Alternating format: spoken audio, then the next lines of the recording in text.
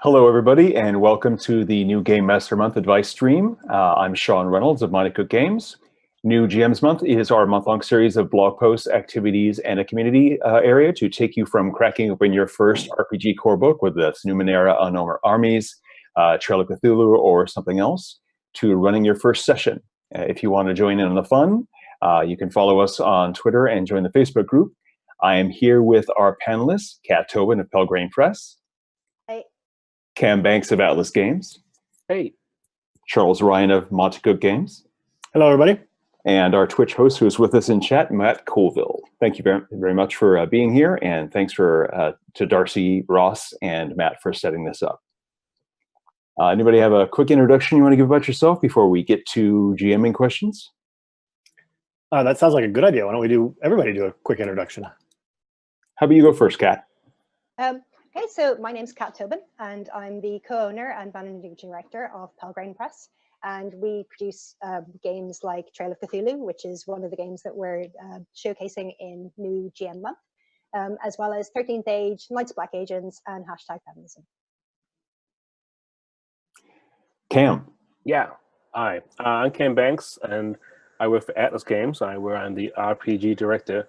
And the games we make that you might be interested in include Unknown Armies, which is the one that we have currently got some great blog posts about. And we also publish Feng Shui 2. We have a new game coming out soon, which is a new edition of Over the Edge. And we are also known for Ars Magica, of which there are many, many, many books. Very cool. And Charles. Yep, so I'm Charles Ryan. I'm the COO at Monty Cook Games. I began GMing after I got the D&D basic set for Christmas of 1979. So that means I've been GMing for almost 40 years.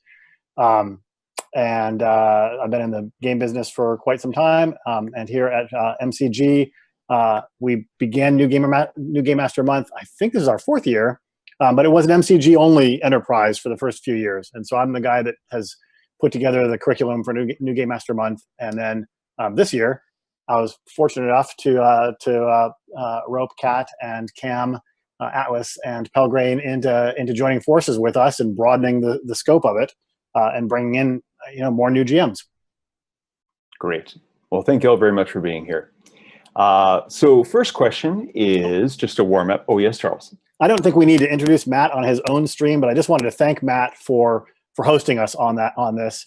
And Matt and I go way back. We used to work together at Last Unicorn Games. And Matt, I presume you're listening. Here's something that's kind of interesting. Today's normally my GMing night, and I run a survival horror campaign, and Christian is in that campaign.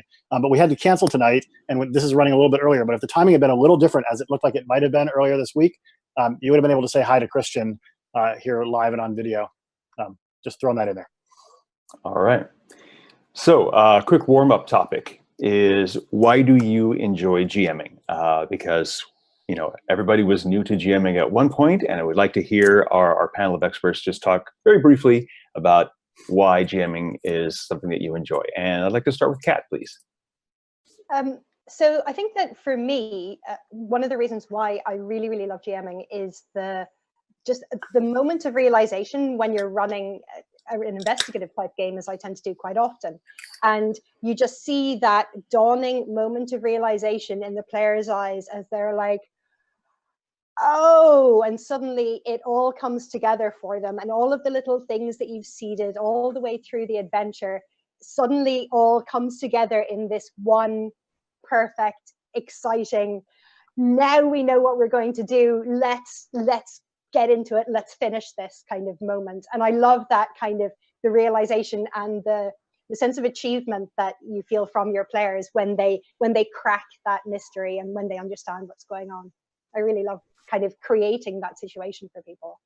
Very nice. What about you, Cam? I like putting on funny accents because I have one myself. One of my greatest joys about GMing is that that when your storytelling always talks about a beginning, a middle, and an end. I do the beginning really well, and I don't know how to do anything in the middle, and players are really good at doing that. So, and then the ending, I can kind of make sense of it once we figure out what happened during the game. So GMing is wonderful for throwing situations out there to see if people will do something interesting with them, and you have no idea half the time what they're going to do. And that sense of sort of exploring the imaginations of other people at the table is what I really get a kick out of. I don't want necessarily to tell my story. I'd rather they tell a story. That's one of the big things about GMing that I really like. Very cool. And Charles? Well, going last, the other two have stolen the good stuff there. I'm totally with Kat. I've always referred to that as the reveal, that moment where something you set up early in an adventure, or sometimes like months ago in a campaign, and the players have that moment where they're like, oh my God, it's that guy, or oh my God, that's the thing. That is super, super satisfying. And I also completely agree with Cam that bringing a story to the table, and you bring it as the creator as sort of an outline almost, and you don't really know how it's going to play out. And then the players are making decisions that are maybe not what you would have foreseen or what you would have chosen. And then you run with that, and then it kind of curves back around to where you kind of had in mind and stuff. And it's really neat to see it unfold in a way that you couldn't have done if you're a novelist, right? Or I mean, as a novelist, you have sole control over that. As a GM, you get to sort of lay things out and then be a participant. It's like creating and consuming at the same time in terms of what's being created, and that's also a huge amount of fun. I started, like I said, I started in 1979 with the D&D basic set, and my very first purchase was the DMG, the first, like from the hardcover first edition books. The DMG was the first one I purchased. So I guess there was just some urge to get stories out there that I had from the very beginning. That I must be scratching that itch through jamming. All right. So we have another introductory topic, and this time I want to put Cam on the spot first. Oh no. Can you give us a piece of advice or insight that helped you when you were just starting out as a GM? Okay. It was very helpful when I was starting out that the basic set, it was the Frank Mensa Red Box that everyone talks about all the time, had a lot of really good introductory materials included in it, and it sort of had like a solo part that you can play through yourself, and then it had instructions for how to. It was very much set, though. It didn't have a lot of. Initially, you felt that you already had one way of doing it, and when I had friends who already were running games, and I was the third of my circle of three back in I guess the equivalent of middle school, they'd already run games, and I was a player. And so I got to benefit from them trying it out first and then sort of following in their footsteps. But it was really the fact that the materials that I had to use to start with knew that I was starting out and weren't going to be terribly difficult, but also weren't pulling any punches. I don't think that box set really does hide the fact that the game is as complicated as it was at the time. So. What about you, Kat? I mean, obviously Cam started with D&D, but I don't know what game you started with and what you found to be especially useful when you were first becoming a GM. So this is kind of, I guess, not embarrassing, but the very first game I ever ran was Macho Women with Guns. So I've always had a soft spot for the kind of the comedic games. And something that I really wish I had known was that when I first started writing my own adventures, I really worried about the players being cleverer than me. And so I would write up so much backstory. Like for a Macho Women with Guns, it's, comedic one-shot game. And I would write up a ton of backstory. There would be so many NPCs. They all had these really complicated motivations, and they were all trying to achieve different things all at the same time. And I somehow thought that all of that would come through in the game, and it never really did. So I think that my concern that my adventures would come across as being too linear meant that I wrote up too much as a GM. And I think that learning what is foregrounded and what is backgrounded, what will come through in the game and what won't come through in the game, and what you need to do around the game. And also that actually the players need a lot less than you might think. Adventures are always linear in retrospect, and you don't always have to have a big complicated backstory around everything, because actually when you look back at it, they will have only followed one path through. So it's not necessary to write up complicated backstories of multiple pages for every NPC they might encounter. I think that was one of the things I really wish I had known before I started. Good points. Charles, anything to add? I would just throw in that last piece, or that piece of classic advice, which is very common in GM advice, where you find GM advice these days, which is to use that improv prompt of yes, but, rather than no, when the players come up with a suggestion, because it totally plays into what Cam was saying earlier about, the players taking things in a different direction. It can be really, really tempting to have a vision and say, when the players say, well, I go over here, or could I go this place, or could I do this thing, to say, oh, no, it's not like that. I've already thought out how this looks, and it looks exactly like this. But instead to be flexible and say, yes, you can go over there, and you find blah, blah, blah. Or yes, but it's not quite what you expect, it's this. And so that flexibility makes the game more engaging and fun for you, certainly more engaging and fun for the players. And it sounds like easy advice. It actually can be a bit it can be bit difficult to kind of figure out how to walk the line and make that work effectively, and not have the game just degrade into anything goes. But it makes it fun. Great. So we have a question from the chat from 3x3. As a writer, do you write dialogue before you say it at the table? Anyone? I have never done that. I think it's an interesting idea. I've made up names for characters before, and certain call signs or other things that maybe they're known for, like a catchphrase. But I think on my feet all the time, and so the improv side of it is super huge for me. Like of what they do, the dialogue never ends up being something I prepare in advance. What about you, Kat? I also tend not to do that. What I'll usually have is a list of names, because I find it hard to think of names on the fly. So I'll have kind of a list of names that I'll have made in advance, and then I'll usually have a kind of a character concept in my head. So I'll maybe have like a famous film star or TV star, and I'll go, they're kind of like that. So then when they encounter the NPC, I can just snap straight into it and just improv, because I know in my head how they'll react to things. I can just improvise all of the dialogue. I often base just kind of one-off NPCs off people I knew in real life that nobody at the table knows, but it's like, oh yeah, I went to college with this person and this is how they act, and I can just immediately do that. Yeah. What about you, Charles?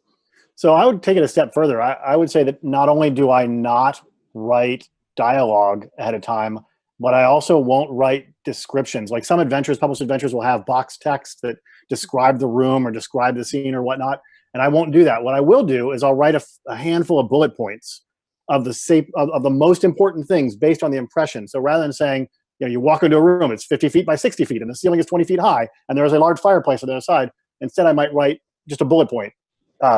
Really big room, hot because of a blazing fire, and things. Because what happens is then, as the GM, instead of reading a piece of paper to the players, which is always boring, it was boring when you did it in biology class, and it's boring at the game table. Instead, I'm referring to a note, but I'm actually describing extemporaneously. So I'm giving the place color and volume and describing the way it feels and seems, the whole scene. I'm just working from some notes, rather than having a complete description that kind of just feels boring to receive. And it also tends to assume a specific thing. That piece of box text was written as though people came in through the east door. What if they came in through the west door, right? Then you've got to modify the box text anyway. So if you just got some notes, A, it's quicker to prepare. B, you're more spontaneous at the table. And C, it's reactive to the situation, which will never be exactly what you or the adventure writer imagined it would be before putting it all together. Certainly the energy of having the thought and you want to express it to the players is very different from expressing that very same thought by reading a speech that you already had.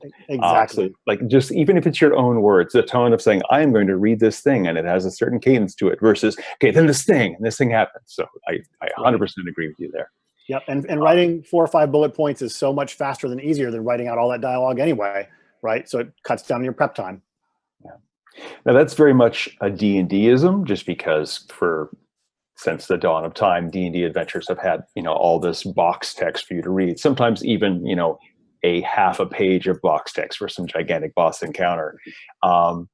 We have a question from Twitter. If I've only played D&D, how hard will it be to learn a new game system? Like, other than the genre, do the different games lend themselves to a different experience? And so it's kind of two questions, but if you want to tackle either one of those, let's start with Kat. So I think that if you're learning a new game system, one of the ways to make it, I don't think it's difficult. Particularly if you know D&D, I think that's one of the more complex game systems out there at the moment. So I think that a lot of games outside of that will be much more accessible to you. But I think that a good kind of rule of thumb for choosing a new game is to look at what you enjoy in the games that you're currently playing. So if, for example, if you really like D&D and it's the rules, it's the D20 system that appeals to you, then you can look at maybe doing a D20 Cthulhu game or a D20 modern day game, or you can use the same rule system but just get a different setting. Or if it's the fantasy flavor that appeals to you, then you can look at maybe learning new game systems in different fantasy settings. So that way you're not throwing yourself in having to learn a new setting and a new system at the same time. You're still kind of taking a kind of a half step towards something that you already know. Just in terms of what was the other half of the question was how different mechanics create a different play experience. And I just wanted to touch on that as well, because I think that for us as a company, 2 of our games are really good highlights of that. So we have the Gumshoe system, which powers all of our investigative games, and that's designed to enable you to solve a mystery. But then we also have the drama system, which powers Hillfolk, and that's designed for a completely different play experience. So whereas with Gumshoe, it's more procedural, you're collecting clues and then you're using those clues to solve a mystery. With the drama system, it's literally the rules are designed to create a dialogue between all of the players. So it's designed for inter-character drama. So choosing the system and looking at what that system does is really important, because it does definitely generate different play experiences at the table. Cool. Charles, Cam, anything to add? I would certainly add that by and large, most of the key skills are completely transferable between games. Obviously, it can vary a little bit, but Kat talked about when she first GM'd, she was worried about the players being more clever than her, knowing more about the material than her, and she wanted to get ahead of that by really delving into the details. And I think that's a really common fear of new GMs. They're worried about the rule system. They also worry about if they're using a published setting like Numenera, that somebody at the table knows more about that setting and that they'll get something wrong, and that's a worry. But honestly, I think that I'd put that worry out of your head, right? First of all, most players I think are very forgiving and willing to be helpful, particularly when you're talking about a game system. And then secondly, the game is your own, rules-wise and setting-wise, as a GM, to do what you want with it. So I think that if you are an experienced D&D DM and you're thinking about GMing in other game systems, 90% of what you know will be completely transferable, and the other 10%, don't fret it. Don't be afraid because of that. It'll be easy to bring it on board.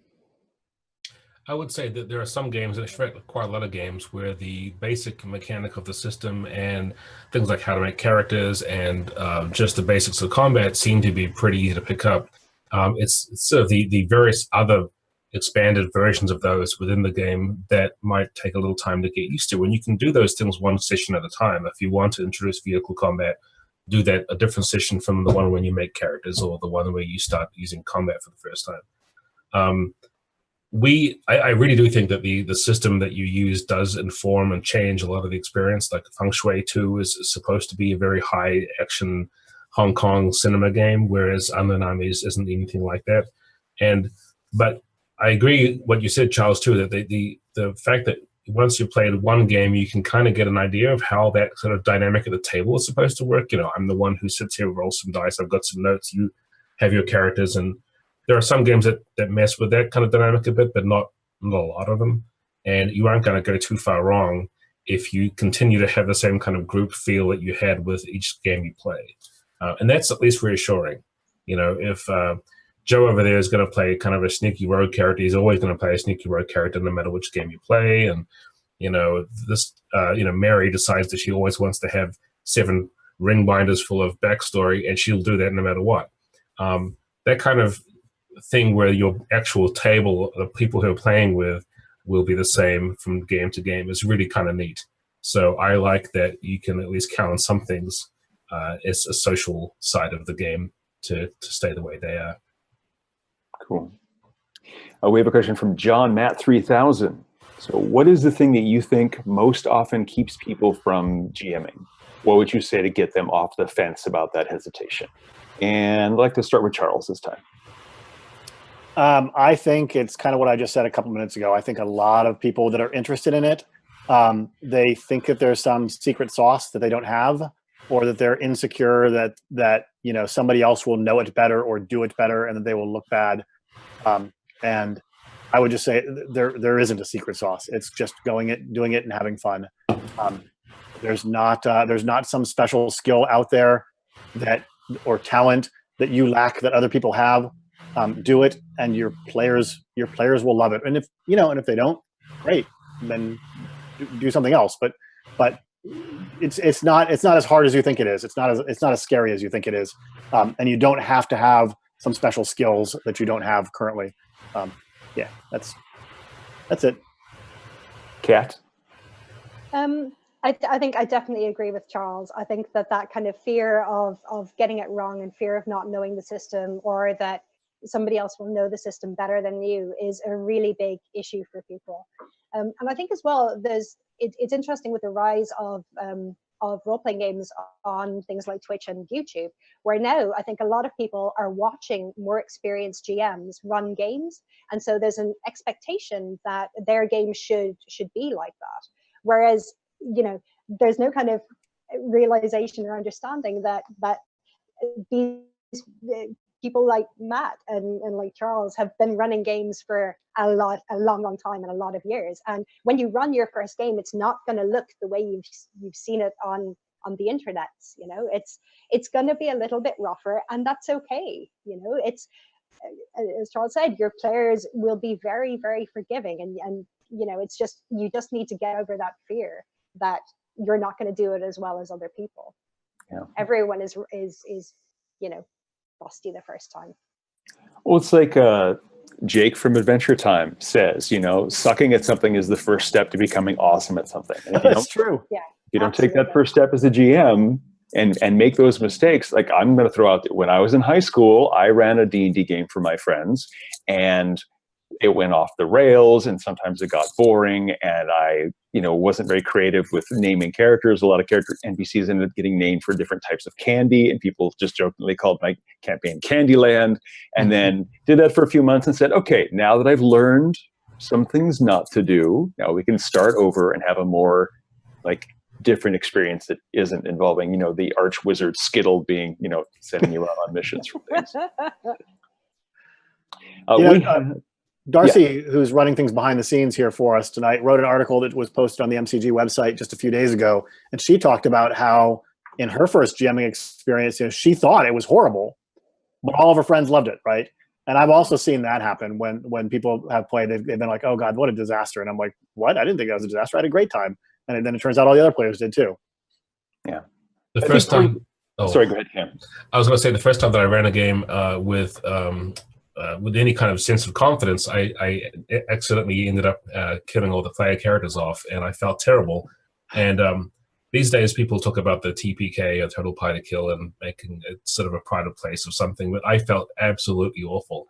And it wasn't until I talked about this with the players afterwards, they said, "Oh, that's fine. That's no big deal. We'll make better characters next time." I said, no, I'll make a better adventure next time. And so we had this kind of agreement that maybe we'll just try over. But it's interesting how that's the fear that I had, was like, what if I don't do this in a way that the players will die, and that will be a failure, and that's my fault. And I think a lot of these things that we're talking about are the same kind of things you experience in any social group when trying something different for the first time, whether you're putting a sense of some sort of responsibility or some sort of ownership over the process. Everyone looks to you and they kind of say, well, okay, so you'll move now, Cam. And I'm like, oh. And I think it's, once you've done it a few times with any kind of group setting, you'll get the hang of it too. And gaming is the same thing. That's a great point. Yeah, a lot of it is getting to kind of understand how your particular group's dynamic is, and if you're lucky, then you're gaming with your friends, and you kind of know everybody's personalities. And this person plays a sneaky character, and this person plays the person with all the backstory, and so you can find different bits that appeal to different players, which is really really cool. Some of it is trying to understand how to properly pace the story. Like when things are going too fast, you want to settle it down. When things are going a little slow, you want to speed it up. What sort of GMing advice do you have about managing time and handling the improv aspect, which, because you have on one end, you have improv, and then you have like planning everything out, and you want to find a nice middle ground for your campaign and for your players. So Cam, what do you think about some advice for handling pacing? I always have looked at games as kind of a cinematic thing, and by that I mean I think of it in terms of a thing that I would watch as a movie or a TV show, in terms of cutting scenes between each other. I don't always feel you have to end a scene and finish it with everyone having done everything they need to do or want to do. You can say, okay, well, now that this thing's happened, we'll cut to 6 hours later when this is going on. And I feel in some sense that one of the major tools that a game master has on their hand is being able to control when scenes start and finish and who's in them. And that has been a common thing for me, is at least in trying to explain game mastering and games I've worked on, is you get to put people where they are, and you get to sort of set it up. You can start it halfway through the middle of a fight if you want to start things in medias res, as they call it. What were you doing 5 minutes ago? To when a player's like, I don't know, how did we get here? You tell me, how'd you get here? That kind of thing is great, and you can control pacing by just sort of like skipping over the boring parts and getting to something that you think might be a good set piece for the next 20, 30 minutes of play. Yeah, I think it's a great advice. Like, one of the things that took me decades of GMing to realize is that you can cut off a fight. You can cut off a combat scene when it gets to the boring part, and all you're doing is whittling down those last few hit points or whatever. You can say, okay, and then you mop up, rather than go through another 4 rounds of combat of mopping up. And related to that is the idea that sometimes you want, like a television show, you want to end an episode on a cliffhanger. And so your ending thing might be like, and the doors burst open and a bunch of monsters run in and we're stopping here for the night. And everyone's just like, oh, and they want more, and they want to come back to your game for the next session. True enough, yeah. Something that I find super useful for in terms of pacing, particularly when I'm doing one-shots or convention games and there's a set time period. I have to admit I'm not great with pacing in longer games and campaign games, because I really love hearing that kind of cross-table chat between the players when they're playing in character. So I tend to kind of just sit back and watch that and let that go.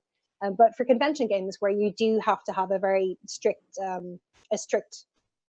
you have a time slot that you have to run that game in. Something that I find super useful is what we call a scene flow diagram. So Trail of Cthulhu is broken, a published Trail of Cthulhu adventure is broken down into scenes, and you have what's called a scene flow diagram that shows you how each of the scenes connects into the other ones, but it also tells you what scenes lead into which scenes, and what scenes lead out of what scenes, and which scenes are what we call core scenes. So you know that if you're running short on time, you can just bypass some of what we call alternate scenes, which are ones that just provide information in a different way, and just run straight through. You can tell at any point in the adventure how far away you are from the end. And I find that really helps me in terms of like diverting people into alternate scenes if I'm running short on time. So if I'm looking like I'm going to finish too early, I'll make sure that we head up some of those extra alternate scenes. Whereas if we're running short on time, I'll just carve a line straight down the middle through all the core scenes, picking them all up on the way. And I find having that visualization of where you are in the adventure, it has been really, really helpful for me. One thing in 3rd edition D&D, we talked a bit about how a dungeon is really easy to be a game master for, because a dungeon is basically a flow chart for an adventure. You can go straight, you can go left, you can go right. But if you can abstract that to any sort of campaign narrative or adventure, you have the same sort of setup. Like, oh, the players could go here, they could go there. If they go here, then they have A and B choices. There are places for them to cross back and forth. And again, like you said, if you're running out of time, sometimes you can just skip past something that isn't really super relevant. But you can still save that information for later. Like, this is a neat encounter that isn't directly related to the current plot point. I'm going to save that for the next game. And so they're going to meet this weird little merchant next time. It's all about saving stuff and not letting it go to waste. It's also like worth knowing what your players enjoy, because I've had campaigns, this is speaking as a player actually rather than a GM, but I've had campaigns where, we got to the end of a really big sequence of adventures, and the next thing was the big bad, set piece battle, and we all showed up for the session that evening and ended up spending 4 hours just planning for it, right? Mm-hmm. But everybody had a really good time. And so if that's what the gamers like, as a GM, I don't think the GM did anything that evening, right? But except maybe answer a few questions. As a GM, if that's what your players are enjoying, let them run with it. But if it's bogging things down, then it's incumbent on you to try and, whether that's the Raymond Chandler, a guy crashes through the door with a gun, and you just sort of make something action happening, or you literally just cut the players off and say, hey guys, you're out of time, or whatever.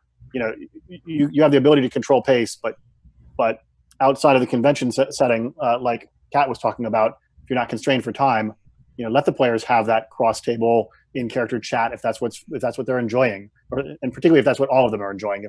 If some of the people are bored, you want to get it moving. But yeah, let them do what they want. That's a great point. We also have a similar question. Someone wanted basic advice for table and player management, where you talk to your players about their expectations for the campaign. A lot of times, a GM will come up with an idea for a campaign and say, this is the campaign I want to run, without thinking, but the players may not want to play that sort of campaign. And so if you have a very combat-heavy, gritty sort of game, and people want something that's a bit more lighthearted, you want to negotiate with them and find something in the middle that can kind of serve so that everybody has fun. What do you do as a GM, and again, filtered through the lens of a new GM, to engage with your players to help get them on board with a shared campaign that everybody's going to enjoy? And let's go with Kat again. I think that really sitting down with your players before you even start the game and just having a conversation between all of you about what it is you're looking for from that game is the most important thing that you can do. And then I think choosing the game that you're going to play based on everyone's expectations is, I think that's a really useful way of making sure that everyone's on the same page. And there are other safety tools that you can use as well if to manage people's expectations during the game. You can maybe agree that a particular set of, if you're playing maybe a horror game or something, and it might end up getting a bit close to home, and you're concerned that people might have problems with that, you can get people to write up a list in advance of topics that they don't want to see come up in the game. And then as the GM, you can control what is coming through in that. So you can moderate basically what the play experience is like based on the players' input. But I think having the players' input is the key thing, really, to do that, and knowing what it is they're looking for from that experience is the most important way of doing it. Charles? So I think that I agree with everything Kat said. I think that you've got to have a passion for what you're doing, right? So if you and the players, if what you want to do isn't, if you want to do some gritty military post-apocalyptic things, and you've got a bunch of players who just are not into that at all, you're going to have a hard time making that work, because if you bend too far in their direction, you may end up not running the campaign that you want to run, and it stops being fun for you. And everybody's got to have fun at the table, and that includes you, because if you don't have fun, you won't bring the passion and the energy to it and make it as much fun for them. And sooner or later, you'll burn out. And you just won't want to run it. So I think it is super important that you do something that you really, really enjoy. It's super important that you understand what your players are going to be able to get out of the game or wanted to get out of the game, so that you can shape it, as Kat was saying. What I would do is I would also engage with the players and their characters. And you might not be able to do this before the game gets started. Maybe it's something that happens after the first session or a few times after the first handful of sessions. But find out what the characters want out of life, right? Like, are they just in this to kick down doors and take the gold from monsters? Or, does this player beginning to think that maybe he wants to find out who murdered his brother or something like that? These sort of elements give you something to bake into the campaign that they will then be after, right? So if that player has made something up about their brother got killed by something mysterious and they want to track that down, then you can start weaving that into your ideas for where the adventures are going to go, and that will really hook the players in, even if you're running in a setting that wasn't their first choice. So Cam, I have a different question for you, because your company publishes Ars Magica, and one of the features of that is it's kind of a troupe style GMing, where like the role of the game master changes, not necessarily from session to session, but sometimes you have a different GM for the same group. And I was thinking that talking about that briefly might be a good way to help a new GM transition to the GM role. If you were literally like taking the same group of characters that you normally play with, and Chris says, my character is going to go off on vacation for a month, and I'm going to be the GM, and the regular GM is going to roll up a character and join you, and we're going to adventure together. That might be a good way to kind of get that sense of, we know what these characters want to do. We know about the world. This doesn't have to have a really big, gigantic impact on the world story, but it's still familiar enough to everybody that I can kind of take a training wheels approach to GMing. Yeah, I see that a little bit like how sometimes you'll have mini-series in comic books where some other writer and artist has done a short bit of some of the characters who are from the main comic series, and they've gone off and they've done sort of a 4-issue thing, which is just a different story. It's the same world. The characters may be the same. The same thing applies in this case. I think if you're all familiar enough with the setting, especially if it's a published one that everyone knows, or something like, 13th century Europe with magic, like Mythic Europe is for Ars Magica, that the important part about that is just knowing that you're not going to wreck something if you take control of it for a little while. You don't feel like, if I do this, is it going to make the whole world blow up? It's good to start off really small with that, and one way that kind of ends up being successful is if you have an idea, well, what if we go on a voyage to, Athens for my story, and then we'll come back, in 2 years, and then we'll see what has happened. And that's cool because, that's something you can sort of research yourself. You might decide, I want to do a story in Athens, which is, what's 13th century Greece like? I'll look it up. I'll do some looking, maybe there's a source book or something. But then the main GM who's normally doing it, or the other GMs who maybe have been using it before, they don't feel as if you're sort of stepping on top of their stuff, or you don't feel that you're stepping on theirs. Maybe they don't care. The troupe style play is fun. In Ars Magica, everyone has a magi or a magi, a magus. The Latin often goes back and forth with me, but everyone's got this powerful wizard, right? And that's their main character. But they also have like a companion character who is someone they play when someone else is playing their wizard. Normally, all the wizards don't go off and do things by themselves as a group. Normally, one of them or two of them will go off, and then everyone else plays their companion character, who's like a knight or a artisan or a merchant or someone else who's crazy enough to go off with a wizard for an adventure. And these characters are secondary characters, but they're just as fun to play. And then one person who's the story guide or the GM of this session doesn't play their character at all, obviously, because they're playing all the incidental NPCs and so on. And that setup is interesting because, like I was saying, you could have all these different locations around the world that you tend to take the story, but when they all come back to the Covenant, which is where they all kind of hang out and do their lab work, and you've already got a character made for you that you can come back to. You've already got characters that you can feel like, it's okay if I don't play him because he's off in his lab doing some work, and I'll come back. When I'm done being the GM, I'm going to have all this rituals that I've developed in the downtime. And that kind of thing is set up well for that kind of play too. And I think it's easy to take that into other games as well. Cool.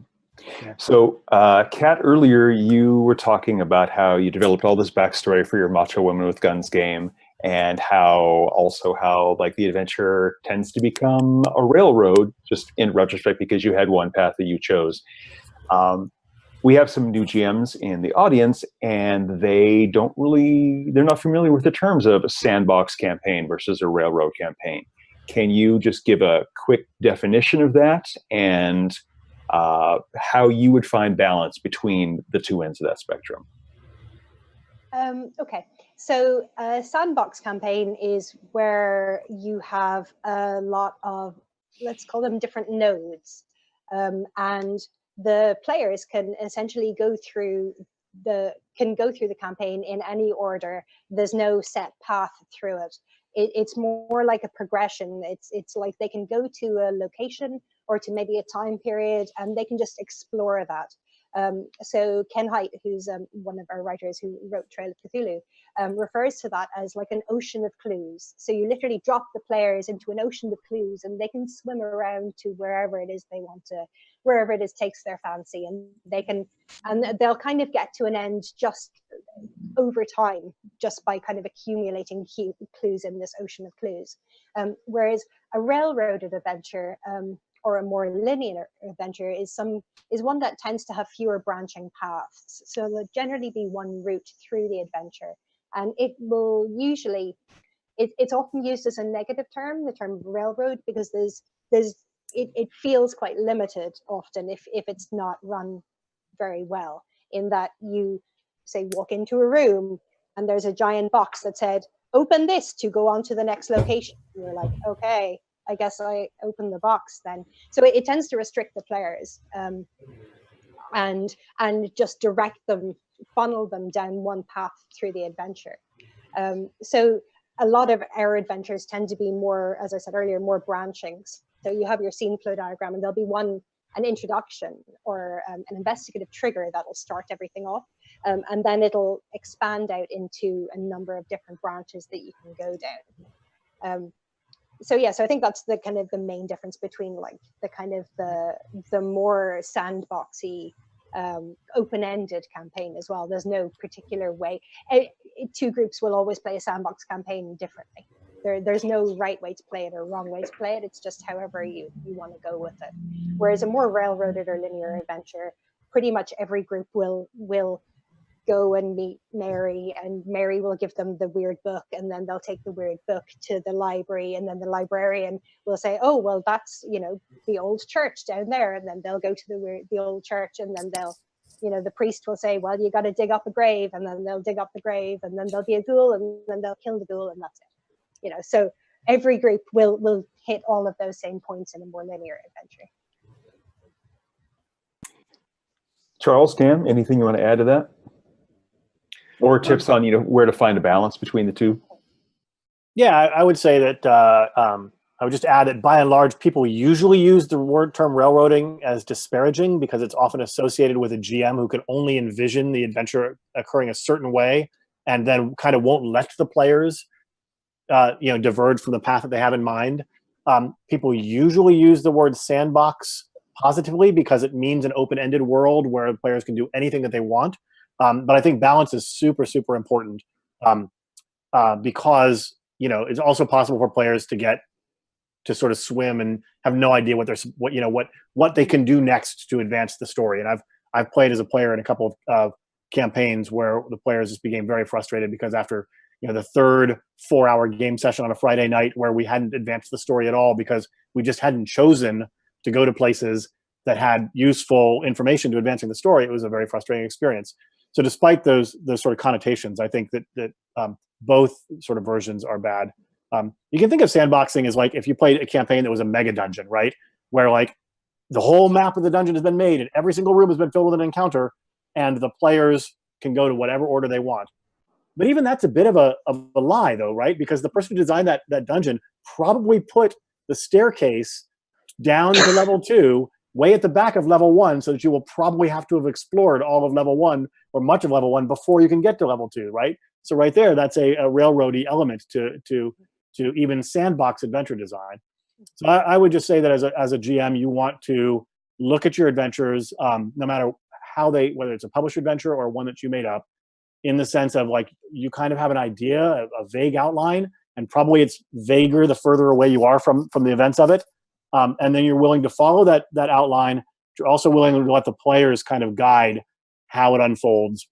And then later on, you can, if there's some super important scene that has to happen, if they've really got to talk to that priest to find out about where to dig up that grave, typically you'll find some way to bring that back into it, right? If they never go to the church, maybe the priest is down at the pub having a pint when the players walk in there, and they can have the conversation there. But you can adjust and bring those narrative elements in it without it being railroady. I would say that, like for Unknown Armies, for years in previous editions, one of the things that people used to ask us was, we've made characters, we know all these different kinds of strange occult groups that belong to the setting and everything else, but what do? We don't know what we do. what's the first adventure? And then sometimes we'll publish the adventures and you'll say, well, that's a one-shot, now what?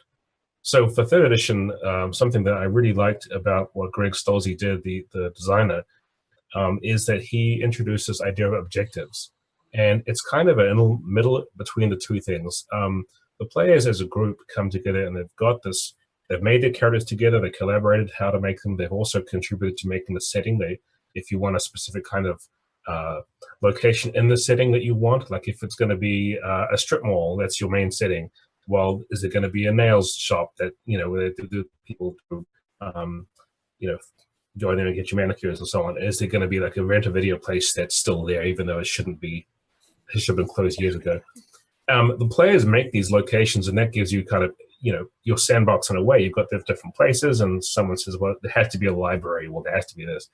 Now that you have that stuff, you've got the sandbox, but you want to know, well, where do we go next? And as the GM, you shouldn't, I don't think, within Unknown Armies sort of say, well, now that you've made your characters and everything is cool, I've got my story, you will play that no matter what.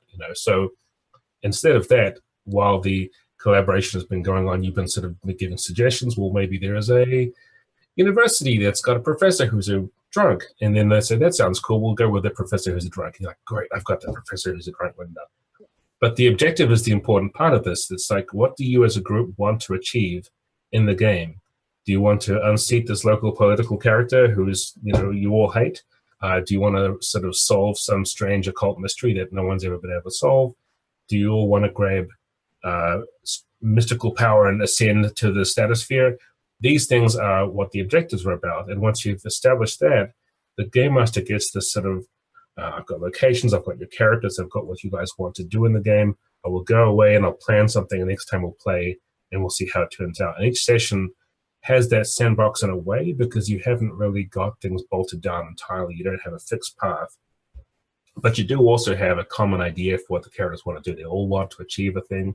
They've all got their own goals personally and also as a group. And that's really, really useful, especially in a modern day game. I think it's less important for fantasy because that tends to go more D&D style. But with a game like this, with so many things you could do and so many characters, it's great to have the players sort of decide, well, we want this game to be about this. And then once we've told you that, you can go ahead and prepare what kind of awful antagonist you want for us. So we have a couple of questions that are similar and kind of spinning off of this from Ozaratai and from Jupiterelli, which their questions basically are, if you're trying to have sandbox elements, to some extent, you have to be able to have anything happen in the campaign. Like you have these things, how do you make time to plan for that? How do you plan for that? And do I have to keep exactly what the main bad guy is doing on a day-to-day basis in my mind while you're doing that? And I think what most new GMs need to understand is the GM is controlling the flow of time in kind of response to what the players are doing. And it's okay for the GM to go, I'm going to go to the kitchen and get another soda, or I'm going to take a bathroom break, because what you really need is, I need 5 minutes to think about what this person is doing right now. You control that aspect of the time. And if you can pass off some of that time to the next game session, that gives you an extra week to come up with something that isn't like by the seat of your pants.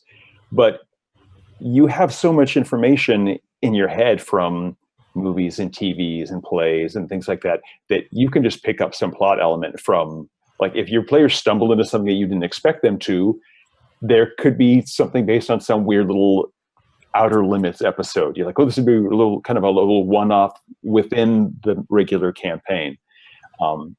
They say Joseph Campbell has the idea of the hero's journey, where the hero goes on a journey and learns more about himself and acquires a mentor and overcomes some obstacle and then comes home again.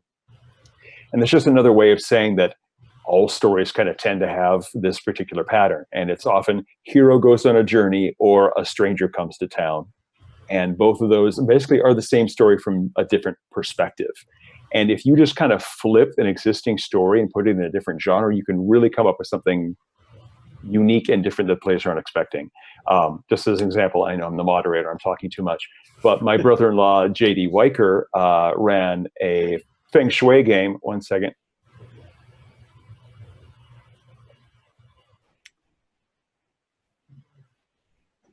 Sorry, I had a maintenance person show up and just walk into my apartment. Anyway, so he was running a Feng Shui game set in Tijuana. and the PCs are in a bar, and the ghost of the town sheriff appears in the bar, points at his son, says something cryptic, and then vanishes. And they end up having this like big old session about like, oh, it turns out that the sheriff was murdered, and some people think that the sheriff's brother was involved, and the son is conflicted, and all this stuff happens. And they run through this entire campaign that was just kind of a one-off idea. They finish the campaign, and JD says, and that is the story of Hamlet. So feel free to grab stories from anywhere and cram them into your game, even if it's just, file off the serial number so it's not obvious that this is Captain Kirk analog and this is the Spock analog. Just put it into your game, roll with it. These are your friends, you're going to have fun. It's an enjoyable shared experience. We have 10 minutes left. I want to wrap up really quick and maybe get one or two quick questions in here. Here's a good one. What do you, I'm going to take the positive aspect. What do you love the most about your favorite RPG? And why does that make you excited to GM that game? And let's go with Kat first. I think that, so the game that I tend to run the most often when I run games at the moment, the game that I tend to run the most often is Hillfolk.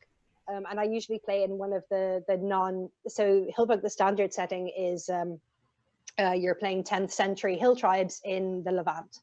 And I tend to run in one of the alternate settings. There's about 60 of them across the core book and the supplement. And I really enjoy running Hillfolk in the different settings because for me, one of the things that I love the most about role playing is telling the character stories. Like it's nice to have a big plot, and I love a good mystery as well, but I really love the kind of the developing relationships between the characters and the evolution of those, the creation of friendships and the building of trust between the characters, and when things go wrong between the characters, what the fallout of that and the consequences of that. I love watching the relationships between the characters change and evolve and improve and get worse and that kind of thing. So for me, running a Hillfolk is a real, I am very much a kind of a sitting back and watching the players. Just it's like a form of entertainment. I think Charles touched on it earlier when he said, like, as a GM, you're also a consumer of this kind of shared collaborative storytelling. And with the drama system in particular, the players put a lot of their own ideas and their own material into it, which is something that I really love. So that's it tends to be my default game to run now, because you never know how a drama system game is gonna end up. You just don't know where it's gonna go when you start it. You throw a ball into the players and they just pass it around themselves, and it's just gorgeous to watch. Cool. Cam. My favorite RPG of all time is King Arthur Pendragon, Greg Stafford's game about Arthur's knights and everybody who's associated with them. I think that what I like most about this is that the game is played out over generations.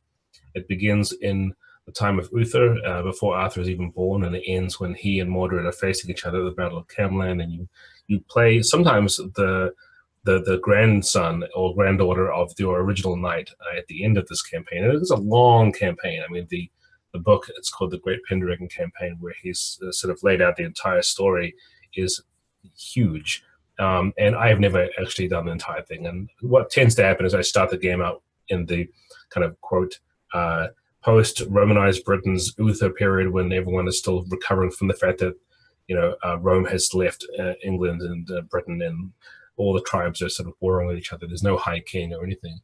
But I love that period, and I love the game because you have these almost nobody knights who get given manors and estates, and they have to take care of their estate while also going off on adventures for whoever is sort of currently vying to be their lord. You've got to follow the sort of the rules of chivalry before they're even invented, which is a real annoying thing to have happen. You have to keep your character alive and then start a family so that you have a character to play when your character dies and gets old. And I really just love that sort of cross between the generational play and the fact that each adventure is a year, and then you go into winter and you do your advancement, and you have another year of other stuff. The kind of combining generational play with also this sort of sense that you have control over one little part of this world, and that's about all you can manage. But if you do really well with that, you'll get the benefits down the road. And sometimes those kind of rewards take years to develop. You'll be building a bridge, for example, and then one day Arthur, when he's 22, will show up and, oh, there's a bridge there. I can cross the bridge. This is great. You get 1,000 points of glory for having this, and glory is the way you track your character experience. And so because Arthur wrote over your bridge and then chose that over every other one, your character gets this benefit. But that could have been a bridge that you built 10 years prior to this and had no idea that it was going to be important ever. So that sort of unfolding play, that sort of long-term but short-term sort of balance is one of my favorite things about it. And Charles, your favorite game to GM and what makes that exciting for you to GM?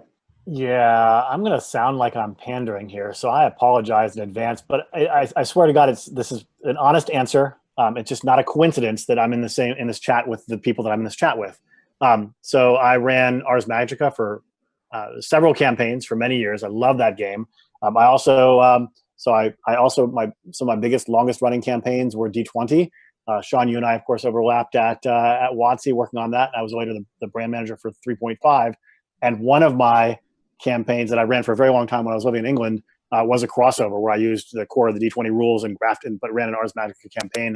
And I loved that campaign. That was fantastic. I think when asking why I enjoyed those games, I think for Ars Magica, it's basically the setting and the historicity of it rather than the rule system that drew me to it. As a D20, I loved the toolbox that it gave me to do all kinds of interesting things with the rules. Although it did mean investing a lot of work in that, meddling with the rules and with stat blocks and things like that as a GM I could also spend on other things if I so chose. I've never run Trail of Cthulhu, but I did play in a very long campaign run by Jeff Tidball that was absolutely fantastic. It was the best Cthulhu based game experience I've ever had. I currently run Cypher System, which is Monte Cook Games core game system. I have run some Numenera. I ran a Strange campaign. I've run a couple of Cypher System science fiction campaigns that I've really, really dug. And as for why I like that, that's the easiest one to answer. As a GM, it's a game that gives me really nice, very, very elegant set of tools for running the game that do not impinge at all on my prep time or on where my attention is at the game table. I spend all my prep time thinking about how cool the adventure is going to be and all of the neat characters and places and situations that I'm going to present to my players as the game unfolds. And at the game table, I'm not arbitrating rules. I'm, again, thinking through about what is the most interesting thing to happen here. How can I make this scenario, this encounter, really, really fun and exciting and cool in a narrative sense? And the mechanics just take care of themselves from that. So I love that from game system. I love that system. Great. All right, I'm going to take one last question, and this one is for Kat. I think it's appropriate for Kat. This is from Rick of Ukadoo. A player in their group who wants to become a GM, and they want to support her, offer advice, and help wherever she wants, but they don't want to overwhelm her. Is there anything that you can suggest that would keep her from being thrown into the deep end as a GM? Okay. I think it's really great that they're keen to support her. I think having a supportive group around you is one of the most important things for a new GM. Having people that you know and that you trust. So I think that's going to be really helpful for her when she comes to run her first game. And I think as well, making sure that she is able to choose, and as Charles said earlier, as the GM, you also have to run a game that's fun for you. And so I think making sure that she chooses a game that will be fun for her to run, and maybe the players might need to make some compromises initially, just to kind of give her the opportunity to run something that she's comfortable with at the start. But I think that would be another really useful thing that they could do to help her, is to effectively allow her to choose the system and the setting and the kind of tone of the game. And I think another thing that would be useful would be letting her, I mean, we mentioned earlier about maybe doing a side campaign off to ancient Greece, Cam was talking about. Maybe letting her run a one-shot or run a one-off game in their regular game group.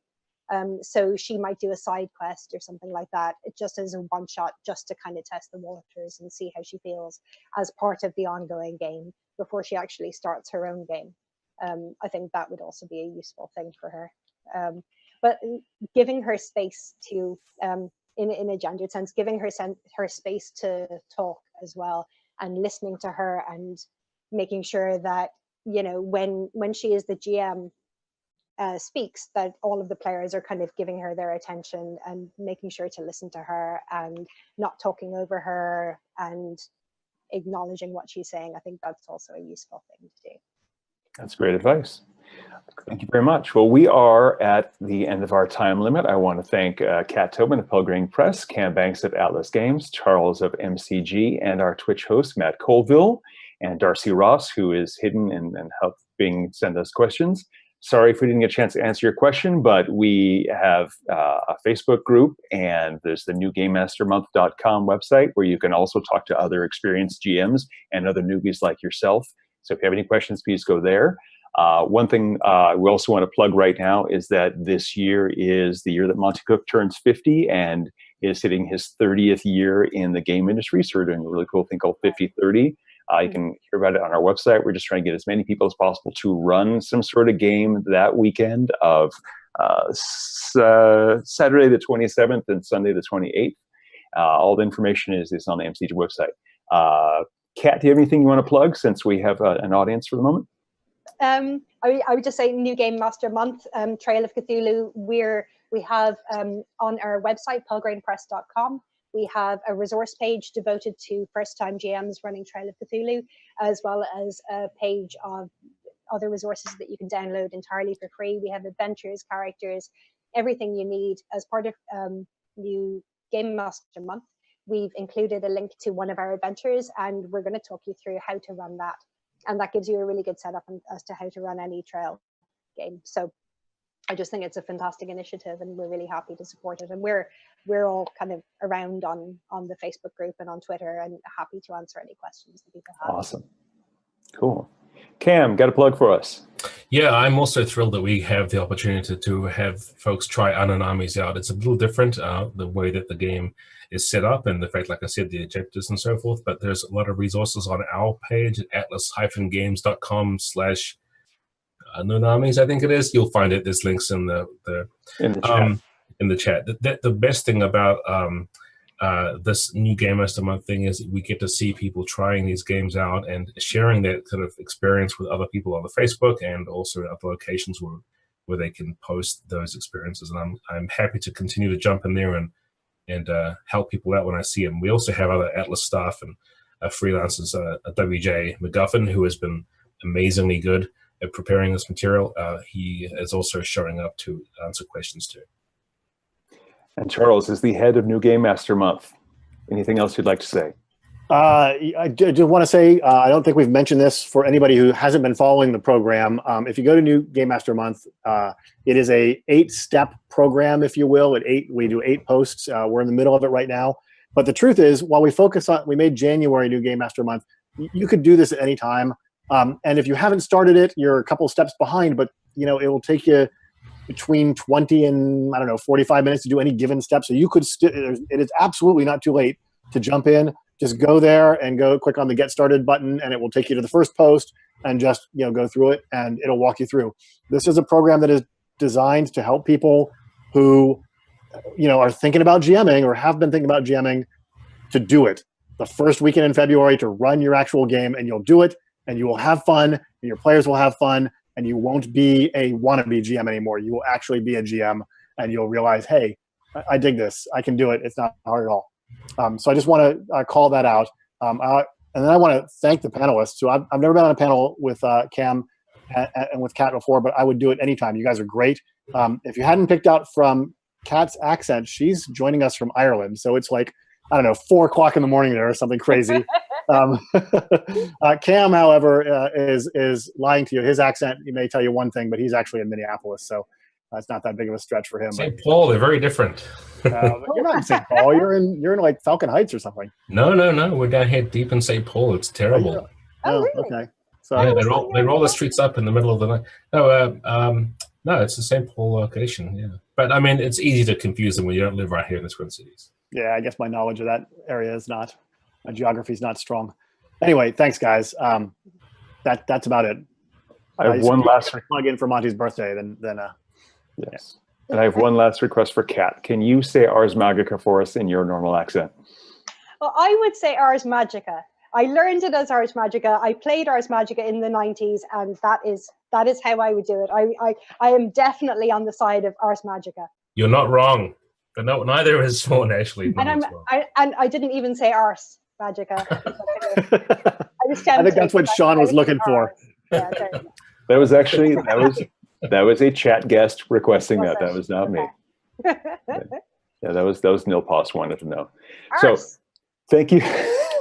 Thank you very much, everybody. Welcome to New GM Month. Welcome to GMing, and we hope this will help inspire you to just kick that in that door and run some games. Thanks a lot. Thanks, guys.